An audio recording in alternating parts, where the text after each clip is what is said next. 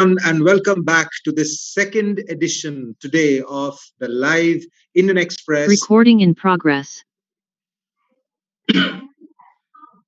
Indian Express Assembly elections decoded. I have with me my colleagues who have been reporting on this election, have been covering it closely, have been analyzing it. I have Manoj CG, I have Harikishan Sharma, I have Shamlal Yadav, and I have Liz Matthew in Delhi, and I have Manraj Grewal in Chandigarh. So at this time, 5 o'clock, 5:10 in the evening, it's pretty clear. Well, the BJP is certainly making the government in two states, and in all likelihood, coming back, even though we still don't have the numbers. They haven't yet gone past the halfway mark, but also in Manipur and Goa, it seems they're almost there. The only outlier in this is Punjab, where, of course, that's a altogether different story. We will talk in great detail about that with Manraj and with the rest of us. So let's just, as of now, it seems that in all likelihood, we are looking at a 4-1 BJP result out of these five. I don't know if we can call it this, but this is sort of almost a pro-incumbency election that seems to have happened here. And this repeating of government, the BJP would like everyone to believe that it is because of their sushashan, it's because of their good governance, it's because of the nationalistic spirit that they bring to the governance. Is that true, Liz? Obviously, primarily even the BJP leaders admit that it is the absence of a very strong, credible opposition in the states where the BJP has been ruling. Obviously, these governments have been 5-year-old, and even during the last 5 years, no party or the so-called main opposition party was not so visible on the ground, working against, or in the sense, working to mobilize the people against the government's policies, or even if they're, like, for example, even Uttarakhand, if you look at the opposition, the main opposition to certain decisions had come from within the BJP. Like, when they were about to constitute a temple board, although it was an issue which was linked to the Hindutva agenda and the Hindu hardliners, it was them who went out. That was one force that, that was one issue that people got mobilized against the government policies. So BJP's argument is that the absence of a strong opposition was one reason, and also the welfare, the emergence, or the re-emergence of welfare politics, in these states, and even at a national level, has helped BJP to re-establish their dominance in this state. Like if you look at these states, we can see that, except Punjab, all other states where they were in power, they introduced a series of welfare schemes, whether it is in Goa, whether it is in Manipur, whether it is in Uttarakhand and UP, Uttar Pradesh. The welfare schemes and the BJP's campaign, the visual and the audio and even the print campaign, the official campaign was focusing on these development schemes and the leadership for how it has been delivered. The welfare schemes have been delivered at the ground.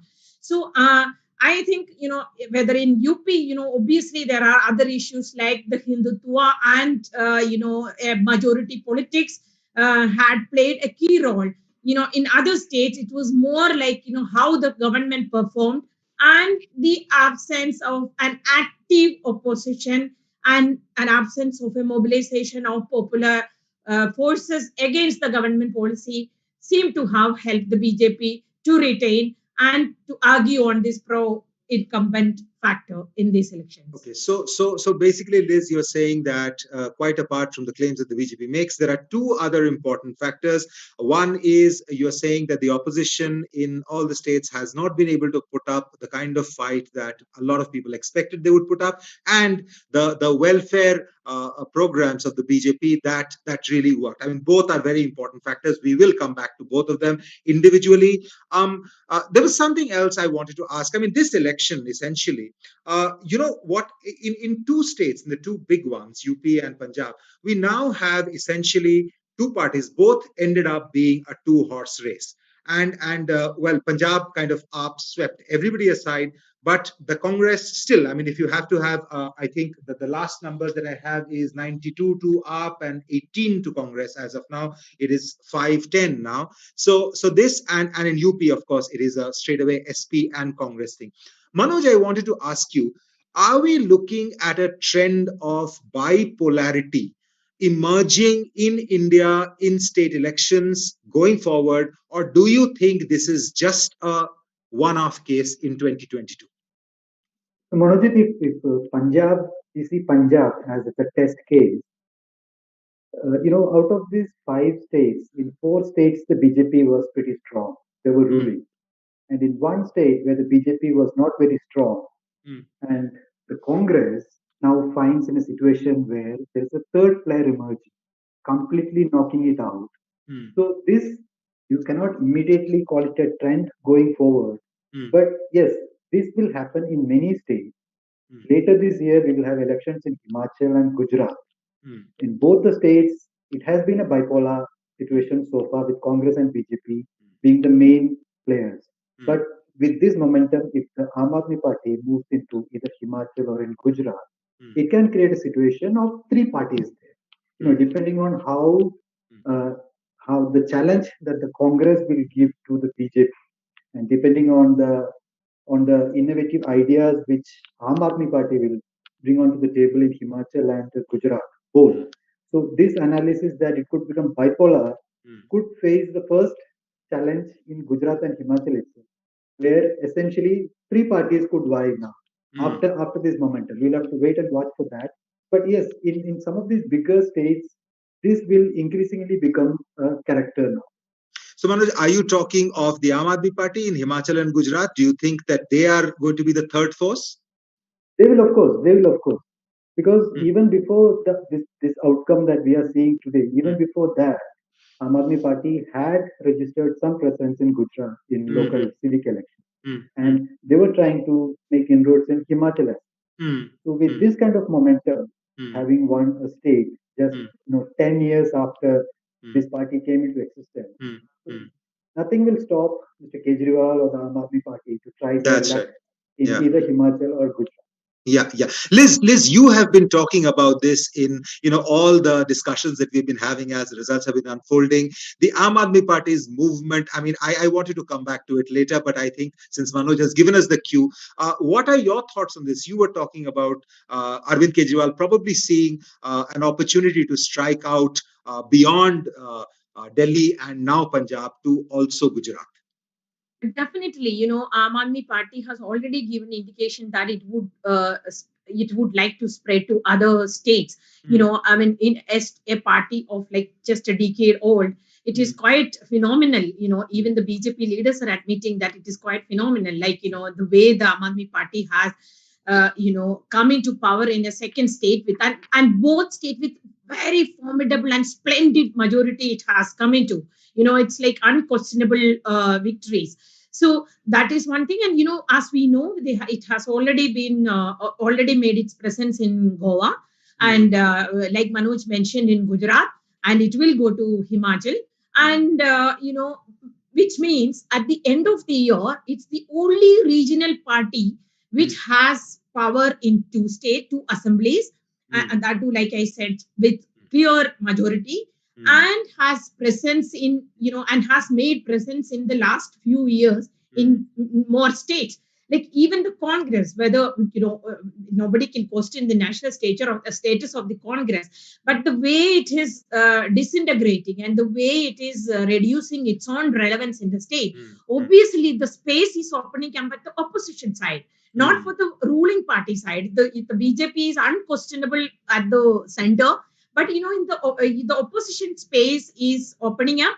And as of today, like we know that last year after the West Bengal election, because of its spectacular victory against Mm, the BJP, Mamata Banerjee had taken over that space and taken over the leadership. But mm, naturally now it will be like the focus will be on Kejriwal in the mm, coming days. And and any kind of good performance in Himachal and Gujarat at the end of the year will make us see 2023 is born as Kejriwal at at the the top position at the opposition level, opposition rows, and the BJP at this side. Although it is not possible for us to pitch Modi versus Kejriwal, because to become a national party and to pitch itself against Narendra Modi, you need to be a big force in at least 100 to 200 Lok Sabha seats. You need to be a formidable, uh, uh, if not one, second position at least you need. And as of now, Kejriwal's party is not likely to get that, in 100 seats or 200 seats. Right. But so nationally, we can't pitch, it's like Modi versus Kejriwal. But obviously, at the opposition space, he will be at the forefront. Of course. So let's not get ahead of ourselves. It is a remarkable performance, but let's not sort of extrapolate. But it is a remarkable performance. Big story, Manraj. Your state today, you have a new chief minister, and so I don't have much to say. Why don't you tell us, how did this remarkable result come about? AAP had, what happened in 2012 is we used to see huge crowds for AAP, but it did not translate into votes. So even in 2017, we expected AAP to do far better than 20s, and they expected to come to power, but somehow they didn't. And Captain's promise of driving out drugs from the state and of giving employment to each family in the state, that kind of resonated with the people. And in the very last week, there was this switch. That's what we are told from AAP, because AAP was drawing mammoth crowds to Congress, and Congress got a clear majority. So now Punjab has this tradition of, fractured verdicts. It did have fractured verdicts, but that was before the reorganization of the state in 1966. So ever since the end of militancy, Punjab voter has been very decisive. So this time, in a multi-cornered contest, the fear was that the votes will get fragmented and we will somehow have what people started saying, khichdi government. But that didn't happen because it started working on the grassroots. We are told that in the last 5 years, they started expanding their base from Malwa, because last time most of their seats were from Malwa, which is the largest belt of Punjab with 69 seats, and AAP got 18 of its 20 seats from the Malwa. So Malwa was one belt which they considered their stronghold, but they could not open their account in Majha, which is the border belt, Amritsar, etc. So this time, the co-in charge of AAP, Raghav Chadha, he was very, very confident right from the outset that you wait and see, we'll have fabulous results from Majha. And because we've been working on the crowd, we have village level, booth level setup. So one major charge against AAP was, and what the other parties thought, one major weakness of AAP was that it hadn't percolated down to the booth level. This time they rectified that. One was they spread themselves. They continued to work throughout the last 4-5 years. And secondly, they also they tom-tommed a lot about their Delhi model of governance. So it was last time that, we will do this for you, that for you. So now they were saying, here is the proof of the pudding. You go to Delhi, see what we've done. We will be able to replicate all that and more here. And this is when we are a young party, and this is it's not a traditional party like Congress or Akali Dal, but we have our heart in the right place, and we will be able to make a difference. So this married with the general clamor in Punjab, because Punjab has for long been feeling very let down. If you see, it's been coming down in all its indexes, be it agriculture growth, there's been a dip in the agriculture growth, a rise in unemployment, the per capita income is falling, the industry, the flight of industry, the flight of the big exodus of students from all over. So there's this general feeling in Punjab that we are a state in a decline. And one reason is because we have been ruled for the past 70 years by these two parties, Congress and Akali Dal BJP combined, which have been kind of sharing power. And all that we get in terms of development is gully and roads, etc. That's about drains and lanes. Nali and gully. Yeah. So AAP kind of addressed that by saying Yeah, we will yeah. give you good health, good education, good employment, and we will give you very power and water at very pocket friendly rates. Right. So that resonated with the masses. Yeah, yeah. So this politics of welfareism, which really has been Arvind Kejriwal's calling card. I mean, whenever he's gone in Delhi, in Punjab, in Goa, everywhere. Now, Hari, this is something that I wanted to ask you. You did this really wonderful report after traveling in Bundelkhand in the Indian Express, and then subsequently you spoke about it in a podcast as well about the emergence of this Labharthi Varg. About there's this new emerging group which has been there for quite some time, but it just seems to have deepened and widened over the last 5 6 years or so. And now you have a solid group of voters which kind of cuts across caste lines and community lines also in many cases, and which have emerged as a really strong support base. In this case, it emerges from the BJP. So, do you think you had said at that time that you feel that this will be an important factor in the election? After the results are out, the BJP is back. Do you think that the Labharthi Varg has voted for the BJP? Yes, Manojit, this factor is playing an important role in the outcome of the elections in ongoing UP Assembly elections. I tell you from my experience from Bundelkhand has 19 seats spreading over 7 districts in UP.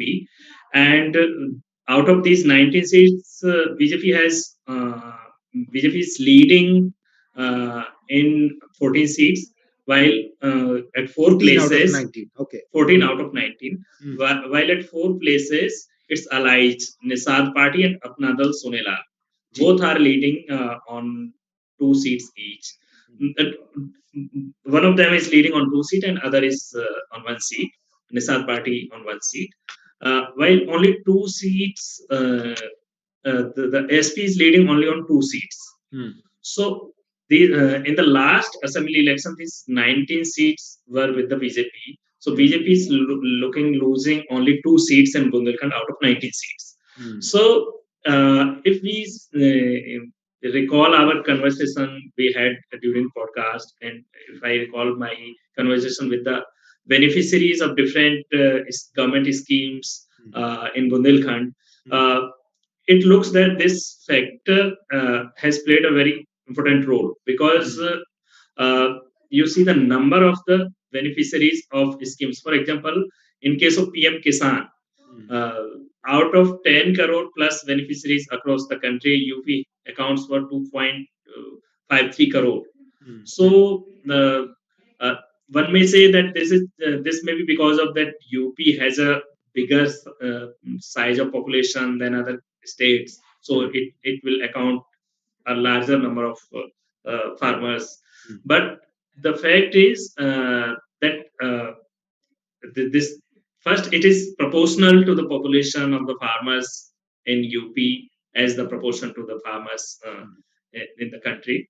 And the second is in other programs also, like PM Awas.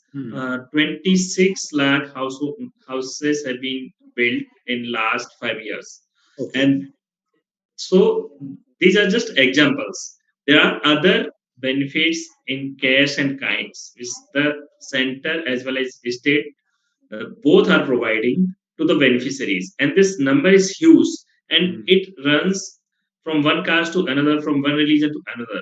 So there is no distinction between beneficiaries of a caste and beneficiaries of other caste. So this is we have seen an emergence of a new kind of informal group, which we call a Labharthi group or Labharthi Varg. That is voting to the BJP. And then traditionally, for example, I give you an example like Koswa in Bundelkhand, they used to vote for BSP, and Prajapati, they used to vote for Samajwadi Party. But this time we interacted with families from those communities, and they said that they will vote for BJP. And the result shows in those constituencies where we visited, the result shows the outcome is same as the people told us. So that is one thing. And second, if you see the larger picture beyond Bundelkhand in other parts of the UP, it seems that this present mandate which BJP is set to get, it seems that it is based it is an outcome of a whole strategy that was based on populism and polarization. So these two factors, populism, government is implementation of the government schemes, uh, reaching to a larger population than earlier, and the polarization side by side. And the third was the uh, professional organizational ecosystem that BJP gave on the ground, because we haven't seen such kind of professional organizational ecosystem in other parties. Otherwise, the result could have been different, because there were so many issues on which, while you talk to the people on the ground, they will have a different view, and they will also have some anger, and they will talk to you about their dissatisfaction with the present government, state government, as well as central government. But that anger has not been translated into votes for the opposition. So I think three things played a very important role for BJP. One is, of course, Labharthi Varg, which they created over the years, in last 6-7 years.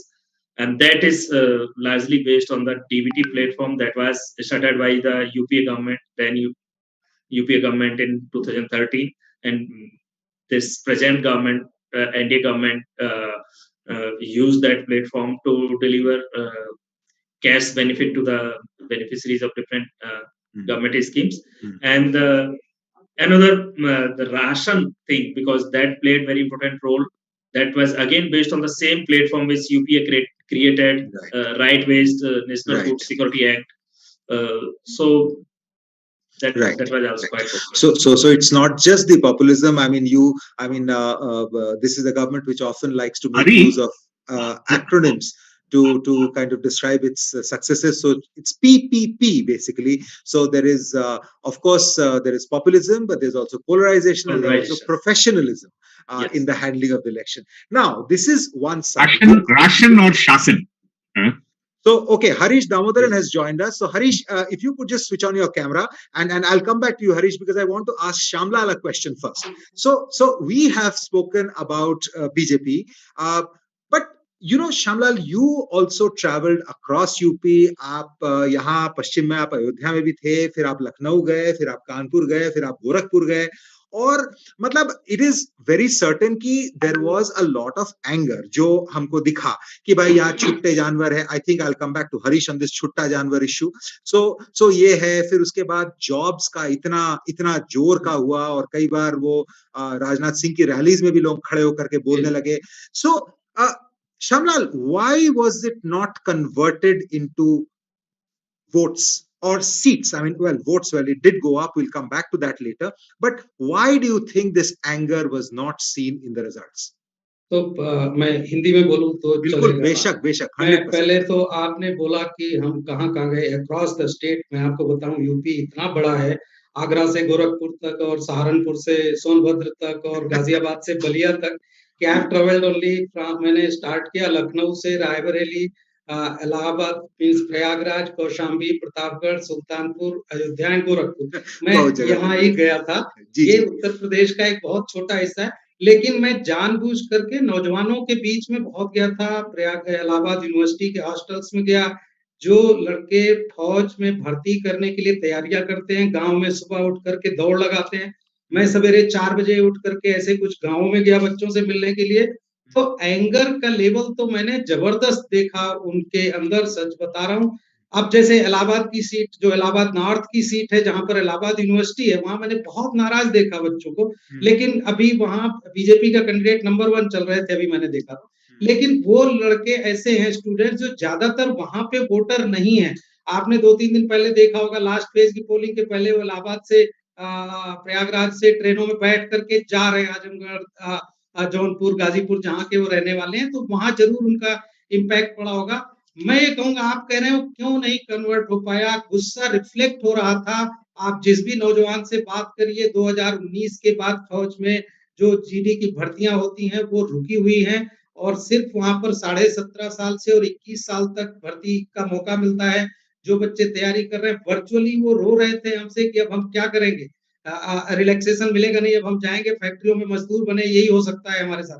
तो ये अब रक्षा मंत्री की सभाओं में 2 जगह लड़के खड़े होकर के हंगामा कर रहे हैं, तो ये साधारण बात नहीं थी। एंगर जबरदस्त था, लेकिन इसको अब क्या कहें, आप जो अपोजिशन मेन अपोजिशन पार्टी थी, मुझे लगता था देख करके कि अखिलेश जी जो समाजवादी पार्टी का जो नेतृत्व कर रहे थे, अब जाहिर सी बात है उनको 10% से ज्यादा वोट भी पड़े और सीटें भी 120% बढ़ गई हैं। लेकिन हमें लग रहा था कि जो नौजवानों के मन में है, जो मैं वहां गुस्सा देख रहा था, वो इनको अपोजिशन के लोग उसको वो मुझे नहीं लग रहा था कि ये पकड़ पा रहे थे, और गुस्सा बहुत जबरदस्त था। इसके अलावा मैं बात आपको बता रहा हूँ, जो रिजर्वेशन को लेकर के जो 6,800 वैकेंसीज प्राइमरी टीचर्स के रिक्रूटमेंट में जो ओबीसी कैटेगरी की जनरल कैटेगरी को दे दी गई थी, जिस पर बहुत हंगामा हो रहा था। नीचे में बात करता था तो अक्रॉस द कास्ट जो ये ओबीसी लड़के थे बहुत गुस्से में थे, लेकिन वो कहीं आप अखिलेश जी के भाषण में देखेंगे शायद 1-2 जगह उसका जिक्र उन्होंने किया था, नहीं तो नहीं किया था। तो ये अब अगर वो वोट में कन्वर्ट नहीं करा पाए तो ये अपोजिशन की ऑफ कोर्स आप नाकामी मानेंगे। लेकिन सर, यूपी में पॉलिटिक्स करने के लिए आपको पता है कि जो यूपी की सोसाइटी को समझते हैं, वहाँ 4-5 बड़ी कम्युनिटीज हैं, उसमें 2-3 पर जिसका कब्जा हो जाता है, जो उनके साथ हो जाते हैं, उसका पलड़ा भारी हो जाता है। तो ये रिजल्ट देख करके तो लग रहा है कि अखिलेश जी के साथ, मीन समाजवादी पार्टी के साथ अभी भी मोटे तौर पे जो मुस्लिम और यादव, मैं ये नहीं कहता एक्सेप्शनली और भी लोगों को वोट करते होंगे, कुछ वोट उनके साथ जरूर जुड़े हैं। जैसे मैंने कुछ जगह देखा, कुर्मियों में बड़ी नाराजगी देखी मैंने, तो वो सीट बाय सीट डिपेंड करेगा। तो जहां इनके कैंडिडेट्स मजबूत थे और रिसोर्सफुल थे, उन्होंने इस गुस्से को भुना लिया, और वो वही वाली सीटें हैं जो आप जीतते हुए दिख रहे हैं। तो मैं अब उसको आप कह रहे हैं क्यों नहीं कन्वर्ट हो पाया, तो it's of course inefficiency of the opposition, जो इसको यूटिलाइज नहीं कर पाए इस नाराजगी को। Can I Inefficient. add Yes, one yes, line? yes, yes, please. Yeah, Yes, please. yeah. Apart from what Shamlalji said, I feel that there was a issue of trust deficiency with Akhilesh. First of all, he did not have a novelty factor because people had already tried his regime. He was the chief minister, he was the leader of opposition, and the people did not trust Akhilesh to be an answer to their problems. They were angry. It was very much visible. And, first of all, there was not that much anger to flip that coin. Second, that anger will be reflected only if there is an alternative, formidable alternative, a trustworthy alternative. And Akhilesh failed to provide that alternative. This is what I felt when I traveled. But I have to add one thing more. जी, अगर आप अखिलेश की campaign देखेंगे sir, तो अब कई चीजें जो appreciate करने वाली भी है कि उन्होंने थोड़ा अपने को यादव पार्टी से अलग होने की कोशिश की है, परिवार का दबदबा कम करने की कोशिश की है। आप पीछे अगर उनका देखेंगे तो Shivpal Yadav had lot of role, Ramgopal Yadav had lot of role, Mulayam Singh ji is not well, आप देख सकते हैं वो 1-2 जगह गए। तो Akhilesh was single handedly leading the campaign, वो सब ठीक है। लेकिन जो जो ये लिस्ट कह रही है ना कि इनकी तरफ से कोई ऑर्गेनाइज्ड बाकी चीजों को कहिए कि जवाब देने का, जो अटैक हो रहा था उसको जवाब देने का कोई इनके पास मैकेनिज्म ही नहीं था। अब वो हमें कई जगह देख करके लगा कि वो मीन्स उनकी पार्टी के बारे में, अब जैसे वो आपको ध्यान होगा पिछली बार जब वो हारे थे तो एक मुहावरा चल गया था कि यूपीपीएससी से 56 एसडीएम यादव बने थे। वो आज तक वो आंकड़े प्रूव नहीं हुए। और यहाँ पर भी अभी जैसे मैंने प्रयागराज में देखा, बहुत बच्चे जो जब इसका अनएम्प्लॉयमेंट और उसके जब इश्यूज उठाते थे, तो बाकी बच्चे वो कहते थे कि एम्प्लॉयमेंट तो मिलेगा अखिलेश के राज में, लेकिन किसको मिलेगा आपको पता है। तो ये सब ऐसी चीजें जो इनके ऊपर झूठे भी आरोप लगते थे, उनका कोई ऑर्गेनाइज्ड कैंपेन उस ढंग से हो ही नहीं पा रही थी कि उसको जवाब देने के लिए इनके पास लोग रहे। तो जो इन्होंने जीती हैं सीटें, हमें लगता है जो इनके कैंडिडेट्स मजबूत थे, रिसोर्सफुल थे, उन्होंने लोकल इक्वेशंस को मैनेज करके जीत लिया, लेकिन एज अ पार्टी जी. Yeah. So, Harish, I wanted to ask you. It's absolutely right. I mean, there is probably organizationally maybe the SP was not as strong as it could have been. Probably maybe Akhilesh started his campaign a little late, and as Shamlal is saying, he was virtually the lone man campaigning. But even so, SP's vote share has gone up from about 22% to about 32%. So there has been some gain. Now, it would appear that the Yadavs and the Muslims have continued to be with SP. So, what I want to ask you, basically, why I want to ask you two questions. The first, Harish, which I think I'd like later, whoever else wants to add to it can add to it. Where is that incremental gain of the SP coming from? What do you think? Where has it come from? Number one. And the number two is because you traveled so much in Western UP and you as the rural affairs editor of the Indian Express, you follow the agrarian economy really well. The RLD's performance has been disappointing. 8 seats when I last checked. I don't know if it has gone up more or less, but the RLD, all of us thought would be doing a little better. So what do you have to say to that? Yeah, see, this is actually SP's best ever performance. I think even in 2012, when they got 29, and from there, from 29% to come to I think 32%. It's probably its best ever performance. I think there are a lot of similarities between this poll and Bengal. Okay. In Bengal, BJP lost not because it did badly. It got almost 40% votes. Right.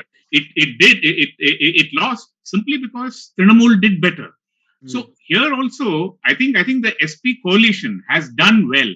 See, actually, one reason why many of us got, I'll say whatever, carried away, we felt there was a wave because SP was starting from 22 and then going to 32%. So anyone who went to the field would see that, SP is rising.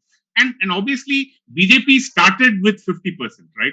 So from 50 to come down to 42%, right? So anyone would have felt, so you would have felt that BJP is declining and SP is gaining. See, so I think everyone felt that, So maybe because of that, it looked like some kind of a wave or something which we felt. Whereas when BJP is dropping, you don't feel it, but ultimately it is brute arithmetic, right? I mean, ultimately it is 42 versus 35, right? And that 7 percentage points was obviously a huge sweep. And I think ultimately probably the coalition didn't add any other castes. I mean, I still believe that Jats, at least in the upper Dwab, I think they voted overwhelmingly for the Gadbandhan. But probably the Jats in Mathura and in Hathras, that belt, in the Alu belt, probably didn't go fully with the Gadbandhan. So I think even the farmers' movement, the impact was more in the cane belt. That too, probably in the upper Dwab, that belt. Maybe Harkishan will know better. Yeah, in fact, I wanted to ask Hari. Sure, Harish has posed a question to you. Maybe you can talk a bit about that. But I also wanted to ask you. Harish said that when the BJP's vote share declines, it is not really noticed. But you were telling me the other day that if you look at the vote shares not the seats, the vote shares of the BJP from 2014 onwards, there is a certain direction in which it is moving. So, are the results of this election consistent with the movement in that direction, Hari? Hari, you're on mute. You're on mute, Hari. You're on mute.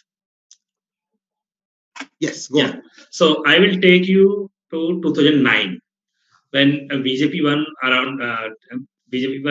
I think 10 seats in Lok Sabha, and it was ahead in 51 seats in 51 assembly segments in 2009. Okay. Then 3 years later, the state went into the assembly elections in 2012, and BJP's assembly performance was almost same as it was in 2009.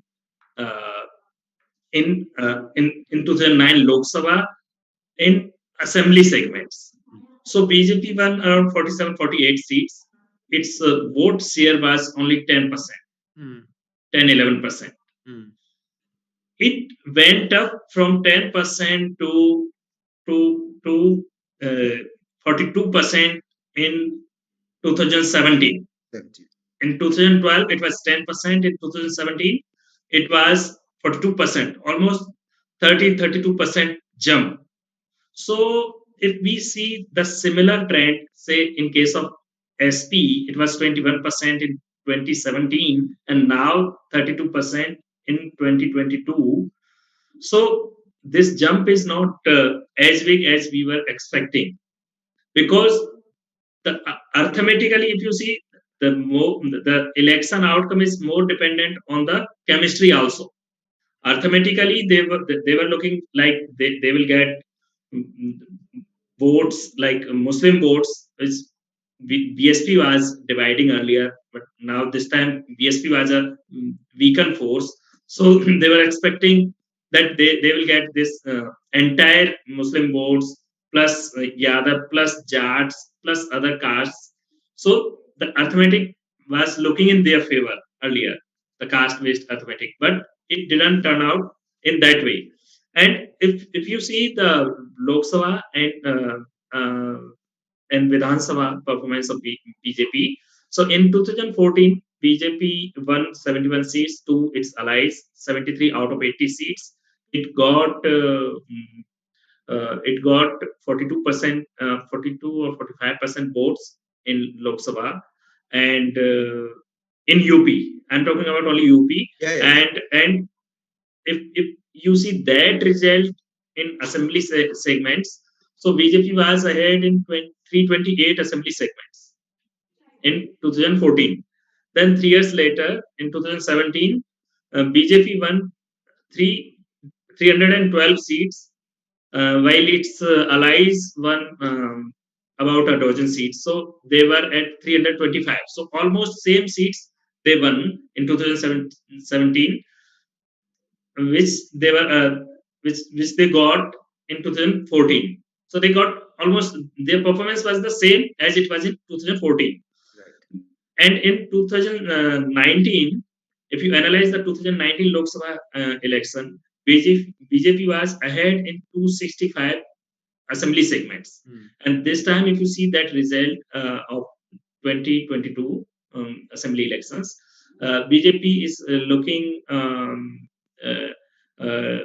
getting some 260 or 270 seats. So around that figure.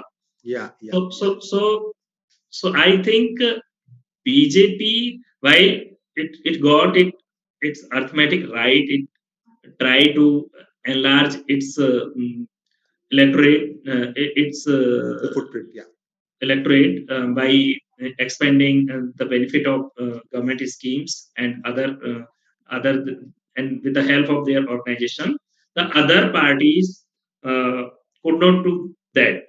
So they got only whatever arithmetic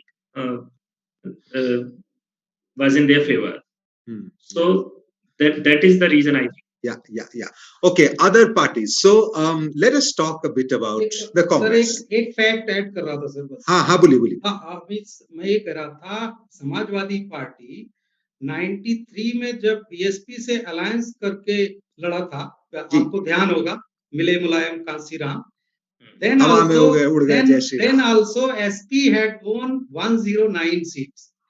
तो आज लगभग वहीं खड़े दिख रहे हैं.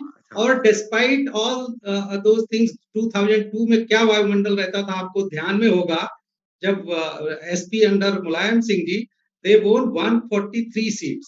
मैं अभी सब लोग वोट शेयर की बात कर रहे थे, मैं सीट की बात कर रहा हूँ. 143 सीट्स 2002 में भी जीते थे. तो हमें लगता है कि ये परफॉर्मेंस इनकी इस समय की बहुत ज्यादा मेहनत नहीं कर पाए हैं. एटलीस्ट 2002 के लेवल पर तो ले जाना चाहिए था. और जो मैं कह रहा हूँ क्या है सर, हर एक की पर्सनालिटी अलग होती है. मुलायम सिंह जी का जो ये अब तक देखने में आया ना, वो सब जगह दोस्त बनाते चलते थे. और अखिलेश जी का इस कैंपेन में कई जगह हमने देखा कि कई लोगों पर ऐसा कमेंट कर देते थे कि उनके दुश्मन तैयार हो जाते, दुश्मन में नहीं कहूंगा लेकिन लोग दूर गुस्सा हो जाते थे। तो ये हमें लगता है कि ऐसा है ना सर, यूपी में देर आर ब्राह्मण, ठाकुर, यादव, जाट, कुर्मी, दलित, इनमें से 2-3 जातियां अगर एक साथ आपके पास आ जाती है तो you are a big force. तो नेताजी ने, मुलायम सिंह ने जब 89 में जब वो इमर्ज किए थे तो उनके साथ नॉन अपर कास्ट बहुत सारे वोट थे, आपको ध्यान होगा। धीरे धीरे जब फ्रेगमेंटेशन चालू हुआ तो उन्होंने राजपूतों के एक सेक्शन को जोड़ा अपने साथ, है ना। अब ये अखिलेश जी की क्या प्रॉब्लम थी कि ये इनको लगता था कि शायद लोगों के और वोट मिल जाए, तो इनके मासेस को जो अपील करते हैं इश्यूज, रिजर्वेशन वगैरह, ये सब बहुत संकोच करते थे बोलने में, और बाकी लोगों के वोट इनको मिले नहीं, और अपने वालों को लगा कि ये हमारे लिए आवाज ही नहीं उठा रहे हैं तो हमें क्या करना है। तो मुझे लगता है कि उनको रीस्ट्रेटजाइज करना पड़ेगा अपनी पॉलिटिक्स को। जी। सो अब हरि, एक और चीज बस मैं एक लाइन ऐड करूंगा जल्दी से। जी, इवन एसपी का जो 2012 में परफॉर्मेंस था, 230 सीट्स एसपी ने जीता, तो वो उम्मीद की साइकिल उनका एक कैंपेन था। 224 हाँ, नंबर के मामले में हम बिल्कुल पक्का। जी बोलिए। तो ये जो कैंपेन था, उम्मीद की साइकिल था उसका नाम कैंपेन का, जो 2012 में अखिलेश ने जीता। इस बार जो कैंपेन में था वो कोई उम्मीद नहीं दिख रही थी, साइकिल भी उतनी रफ्तार नहीं दिख रही थी, उम्मीद भी नहीं दिख रही थी। There was a confusion everywhere. I'm telling you कि थोड़ा सा अभी कांग्रेस वगैरह की बात करते हैं। पंजाब भी मुझे वापस आना है। Manoj, what I was asking you, decimation, and it continues, and it's quite remarkable that in Punjab, where when there was a fire raging in Punjab, Harish Rawat, who should have been actually fighting or organizing the elections in Uttarakhand, he was fighting those fires. And not only has Harish Rawat himself lost, the chief arsonist, Mr. Sidhu, he has also lost, and the chief minister has also lost. And essentially, Uttarakhand, which a lot of people thought that the Congress had a good chance, the Congress has. So has the Congress actually lost these elections as they frequently do, rather than the BJP defeating them? At least in the case of Punjab, we can say so. Because if you remember a year ago, there was this momentum which the AAP has gained now, or this talk of Punjab is at the cusp of a change, it's yearning for a change. That talk was never there, at least a year ago. In fact, to the contrary, many people believed that the Congress would easily retain power in Punjab. So that was the time when the party, in July, if I remember correctly, then when the party decided to appoint Mr. Sidhu as the PPCC president. Many in the party, in Delhi, in many states, people wondering how the Congress could appoint a person like Sidhu as the state president. But nevertheless, he had the backing of the Gandhis, especially Priyanka Gandhi Vadra here, and he got the post. But this view that Captain Amarinder Singh had become hugely unpopular and he is becoming a baggage for the party and he need to be removed, that view had gained much prominence, and many people in Delhi and in Punjab, they were kind of agreeable to that idea. Not in the case of, like in the case of Sidhu, people believe that he needs to be replaced. But the problem that many of the leaders now, even after the removal of Mr. Singh, also were pointing out the way the Congress leadership handled, that change of guard, abruptly asking Mr. Singh to resign, and he becoming hugely upset, leaving the party, forming his own party. So that the Congress perhaps could have managed a little bit better. You could have involved some senior leaders, like the older generation of leaders would refer to how the late Ahmed Patel, had he been there, how he would have handled and all. So that completely, derailed whatever momentum or whatever mood which was in the Congress. From there on, the party could never recover, and the Aam Aadmi Party swiftly walked in. So, at least in the case of Punjab, we can safely say that the Congress self-destructed. And you spoke about Mr. Harish Rawat. He kept on telling the Congress leadership that he needs to go to Uttarakhand and certainly he also kept on reminding the leadership that the Congress needs to change its old pattern of not projecting a chief ministerial phase. After elections, the CLP meets, CLP then unanimously decides, authorizes the Congress president to elect a leader and all. He had certainly, in fact, he was speaking for himself, but even then he had certainly conveyed it to the leadership that the party needs to change that pattern, because what in his view was that you have to get state elections local. You cannot, this, what happens is that it becomes a Modi versus Congress fight. So if you have a phase at the local level, then it becomes a fight between that leader and the chief ministerial face of the other party. In his case, the chief minister. So, but the party never listened to him. So he has every reason to now do some loud thinking and tell the party that had you listened to me, the result would have been different. So in both these states, perhaps the Congress, to be very mild, they kind of messed it. Okay, Manraj, I'm going to throw this to you. So, in the light of you have been watching this tamasha for a very long time, and at the end of the day today, we are now discussing a situation wherein Amrinder Singh has lost, Sidhu has lost, and basically, what a lot of people thought was the Congress had a very good chance of coming back to power. Absolutely. So, did the Congress, as Manoj just said, did the Congress mess up? There is no doubt about that. Okay. And it deterred so much. Even a political novice would have told them that they became a public spectacle. As Manoj rightly pointed out, there was a view at the beginning of, during the pandemic, that Congress has no competition, has no contest, the Akalis haven't recovered. And so it is a natural, and AAP was disintegrating. AAP went down from 20 MLAs, AAP came down to 10. There are so many of its MLAs who defected to Congress. But here Congress was Congress leaders publicly issuing statements against one another. Sidhu started his diatribe in April last year and would not stop. And he gave all the ammunition to the opposition, by pointing out, by tweeting every day without fail, by going to public, by, his YouTube videos, etc. So the common man would come up and tell you, like, look, here is a guy pointing out so many mistakes, so many flaws in his own government. So he can't be wrong. How can the government defend itself when you have a party leader who has a certain credibility and this star value, star appeal, saying so much about the party?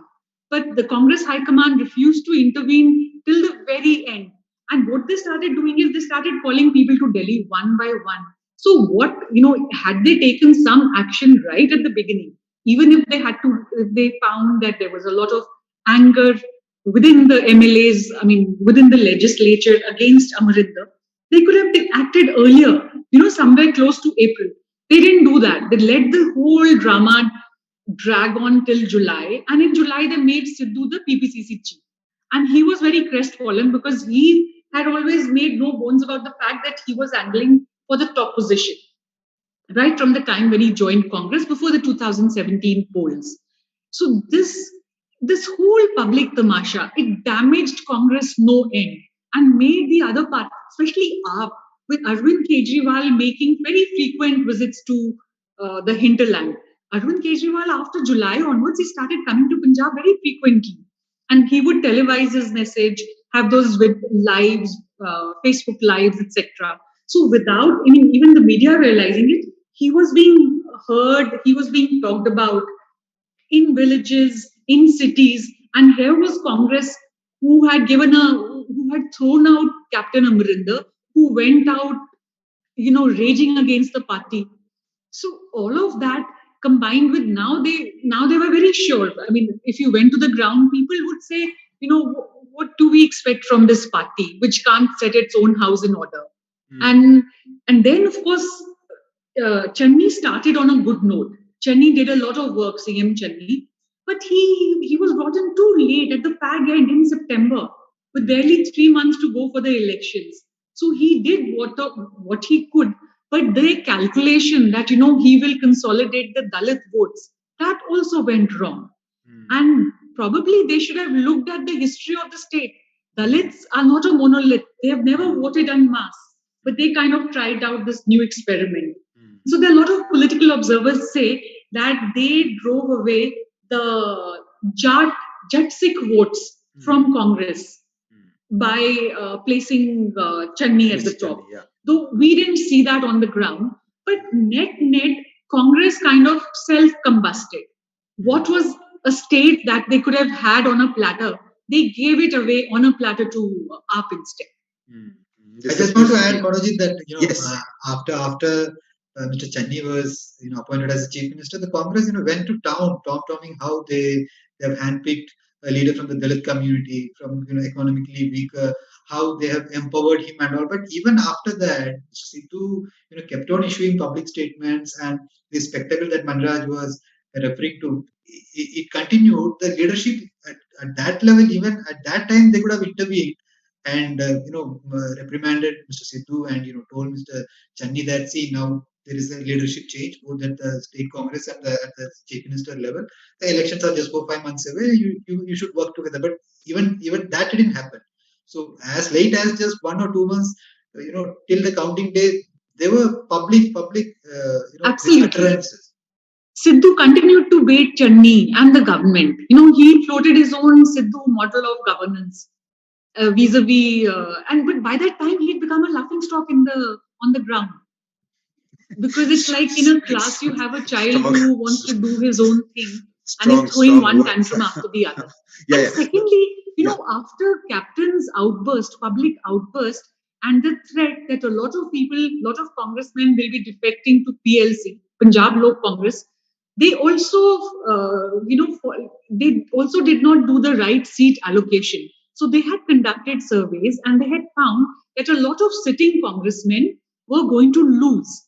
And there was this anti-incumbency against them, and also the charge that they hadn't worked enough. But they repeated almost all of them except for 11, because they were so scared that these people would go to captain. So the Congress's less than efficient marshalling of its resources, as well as in Punjab specifically, this Aam Aadmi Party sweep seems to have resulted in probably several political obituaries being written. Captain Amrinder Singh, possibly Harish Rawat, certainly Sardar Prakash Singh Badal, who I think lost the first election in his life, or certainly in a very long time that he did. Okay, so we have very little time now left. I want to end by coming back to the other man of the moment here, Yogi Adityanath. He has made history. He has become, Shamlal has been writing a wonderful series in the Indian Express about all the chief ministers of Uttar Pradesh, and Liz has been writing about it as well. So this is the first chief minister who is returned to power after completing a full 5-year term, and also with this enormous majority. Now, but my question is not about UP. My question is about national politics. So I want to start with Liz, and then I want each one of you to talk a bit about this.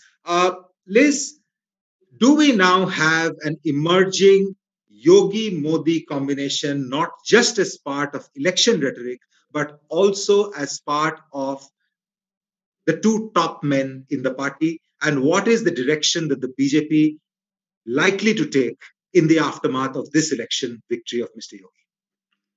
Yogi, by returning to power with such a majority, has become, second to none other than, just to Modi, because in the BJP now, whenever there are elections, see, Yogi, like we have seen in the past, since Yogi had become the chief minister in 2017, since then he has been a star campaigner in all the elections of BJP in other states also. And like we know, in 2017, it was not Yogi's mandate. It was the mandate the BJP had got it, and the BJP had placed him. But this is a mandate, very few chief ministers had got this kind of mandate to come by on mandate post 2014. As we know, Vasundhara Raje lost, Shivraj Singh Chauhan lost, Raman Singh lost, And even Jharkhand, the party lost. Even Khattar's is not you can't say it was a full mandate to return to power. Devendra here in Maharashtra they lost. Fadnavis lost. So Yogi has become a very different chief minister in the BJP. The realm of leaders now. Yogi is one leader who has completed 5 years and returned to power with a very impressive majority that will place Yogi, just below Modi in those, the leadership thing. Now, in the coming days, what we will be seeing is every state, Yogi will be the much sought after leader, for campaigning, for everything, for, anybody who's like the not just the hardliners, because as we know, the BJP's election victory is attributed to this law and order and also to welfare measures. So he has delivered. So this would not make him as a Hindutva per se, like saffron clad leader, but as an efficient chief minister. So I mean, in the party affairs, Yogi's image and Yogi's stature has completely gone over a change, and he is really elevated to that top level. And obviously, there will be discussions of who will be. I will not say that he will be a threat to Narendra Modi, but he is still popular. Even in UP, if you know that, like if you talk about a general election, Narendra Modi is the most popular leader. But who will be the successor, in that to Narendra Modi? Yeah, that's probably very far in the future. Harish, just taking off what Liz said. So this election victory, does it change the personality of Chief Minister Yogi Adityanath from just a hard Hindutva leader to also a very efficient administrator who can deliver the goods? Would you agree? Yeah, this seems to be something like a combination of Russian and Shasan. Okay. I think that is what he seemed to have put. But I think the point which Liz made, that the fact that Akhilesh Yadav was not perceived as a serious candidate. I think like a party like the Congress, for example, it will have to start working on a state like Gujarat today itself. And maybe appoint Hardik Patel as declare him as your CM candidate and Jignesh Mewani as your deputy chief minister candidate. See, and the campaign has to be continuously. See, definitely, it's a fact that Akhilesh Yadav was not around when Corona happened. So in terms of credibility, and I think the Achilles heel of BJP could be youth unemployment, which I think even Shamlal has been pointing out, So I think youth is definitely a huge potential vote bank, and I think where BJP has played it very clever is, go beyond caste and all these things and look at, look at secular categories, like women, right? Labharti. That kind of a thing. So similarly, and here I think this has been a big failure. We thought that if you get some one particular caste leader, he'll come, he'll bring in the Nonia vote, someone will bring the Rajbhar vote. It doesn't work like that. That period is clearly over. We have reached a stage where probably politics is beyond caste. Religion, of course, is there. Maybe caste can be a plus factor, but not beyond that. So I think any opposition should first look at youth's disenchantment, the fact that jobs are not happening, and it is and I don't think it is going to be easy for the BJP if there is a credible opposition coming in, and I think they should learn. I think Congress and others should learn even from AAP. See, they as Manraj also was saying, they did it very systematically, right? I mean, they were there throughout the period. So it cannot be, the elections are, 2 months before, then you start and then you have big rallies. That is not going to help. You need, I think the biggest lesson you can take from BJP and probably AAP is that you have to do politics 24 hours. It has to be a 365 day. I mean, there are no holiday there are no holidays, and issues will keep coming. And even somebody I don't think even Samajwadi Party's performance has been all that bad considering the thing, but it could have done much more. I mean, if it was credible enough. I mean, that's my take. Shamlal ji, you have been seeing this for a long time. You have been watching UP closely. You have seen Yogi Adityanath's first 5 years. Yogi ji का अगला 5 साल कैसा होगा? Sir, मैं पहले तो एक चीज ऐड कराना चाहूंगा, जो ये हरीश जी कह रहे थे, यूपी में 40 लाख बेरोजगार हैं, वो जो रजिस्टर्ड वाले एम्प्लॉयमेंट एक्सचेंज में। तो अगर आप इसको पर कॉन्स्टिट्यूएंसी अगर डिवाइड करें तो मुझे लगता है 10,000 के आसपास आते हैं। ये बहुत बड़ा सेगमेंट है जिसको यूज नहीं कर पाया कोई अपोजिशन। आप योगी जी की बात कर रहे हैं सर, योगी जी, मैं काफी देर से सोच रहा था कि बहुत समय के से यूपी का कोई ऐसा नेता आप खोजते जो यूपी के बाहर से जाके कहीं से चुनाव लड़के जीत के आ जाता, तो ऐसा कोई नजर नहीं आता था। मुझे लगता है कि आज की तारीख में योगी जी इस रूप में इमर्ज किए हैं कि उनको आप देश के किसी कोने में ले जाएंगे तो अच्छे से लड़ सकते हैं चुनाव। मैं कोई दावा नहीं करता। तो उन्होंने बड़ी सफलता हासिल की है। दूसरा एक चीज जो आप बात पहले कह रहे थे, मैं आपको ये बताना चाहूंगा, इस चुनाव में कैंपेन में द आरएसएस हैज प्लेड की रोल। ठीक है, मैं जहां जहां भी गया हूं, कई जगह मैंने देखा कि उनके वर्कर्स बीजेपी से ज्यादा या उनके बराबर एक्टिव हैं और वो पैरेलल एक्टिव हैं। एक एक दिन में वो दर्जन दर्जन छोटी छोटी मीटिंग्स कर रहे हैं, 10-10 लोगों की। वो एक्टिव थे बहुत सारे लोग। और मैं अब शहर का नाम नहीं लूंगा, नहीं तो आइडेंटिफाई हो जाएगा। जहां जिस होटल में रुका मैं, वेटर मेरे पास आया सुबह सुबह, जब चाय मंगाई मैंने, तो उसने आते ही मुझसे पूछा, सर आप भी भाजपा का प्रचार करने आए हो? मैंने कहा नहीं, क्या हो गया? बोला, इस होटल में तो सब भाजपा का प्रचार करने के लिए आए हुए। So that was the level of preparation of BJP and RSS. मैं आपको ये इसलिए बता रहा हूँ कि 2025 is going to be centenary year of the RSS. So they are trying to win. Of course, they are preparing to win 2024 also. तो योगी जी का अब मैं आगे कुछ मैं कहने के बजाय मैं इतना कहूंगा कि he is going to play a key role. इससे ज्यादा मुझे लगता है कि अभी कहना ठीक नहीं है। ठीक, हरी, Yogi ji is going to play a key role 2024, 2025. आप कुछ कहना चाहेंगे? Hari, you're on mute. You're on mute. Yes. Yeah. Thank you. So, actually, if you see,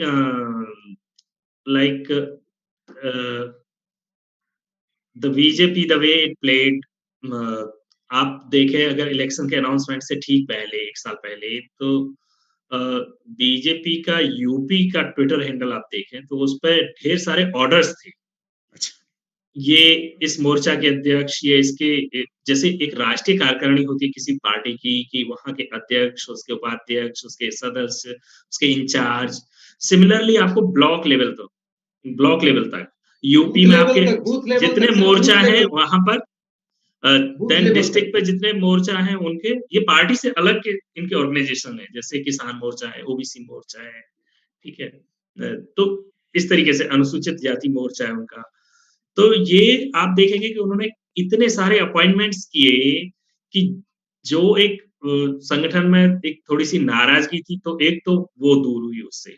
आप देखेंगे ढेर सारे ऑर्डर्स उस पे हैं, बीजेपी के ट्विटर हैंडल पे आपको मिलेंगे, यूपी बीजेपी के पे आप देखेंगे तो एक तो वो।